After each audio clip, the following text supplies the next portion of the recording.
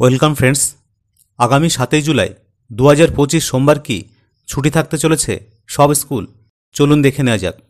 দীর্ঘ গরমের ছুটির পর সারা দেশের স্কুলগুলি ইতিমধ্যেই খুলে গিয়েছে।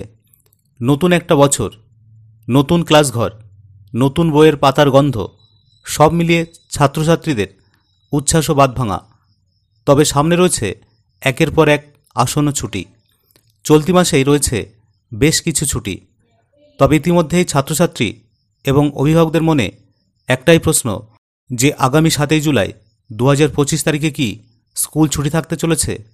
সরকারি ক্যালেন্ডার অনুযায়ী আগামী 6 জুলাই অর্থাৎ রবিবার মহরম পালিত হওয়ার কথা। তবে আগের দিন সন্ধ্যায় চাঁদ দেখার উপর ভিত্তি করে নেওয়া হবে চূড়ান্ত সিদ্ধান্ত। যদি একদিন পরে চাঁদ দেখা যায় তাহলে মহরম পালিত হতে পারে আগামী 7 জুলাই অর্থাৎ সোমবার, যার প্রভাব পড়বে একাধিক রাজ্যের স্কুল এবং অফিসের কার্যক্রমে। বর্তমান স্কুল কর্তৃপক্ষ এবং অভিভাবকদের কি করণীয়?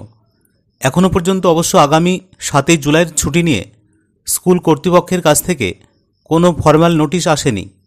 রাজ্য সরকার এবং জেলা শিক্ষা কর্তৃপক্ষের সিদ্ধান্তের উপরই এখন বিষয়টি নির্ভর করছে। মূলত চাঁদ দেখা যাওয়ার পরেই এই সিদ্ধান্ত নেওয়া হবে। সেই কারণে অফিসিয়াল স্কুল কমিউনিকেশনের মাধ্যমে আপডেটেড থাকতে হবে অভিভাবকদের। তাই জেলা প্রশাসনের ওয়েবসাইটে নজর রাখতে হবে।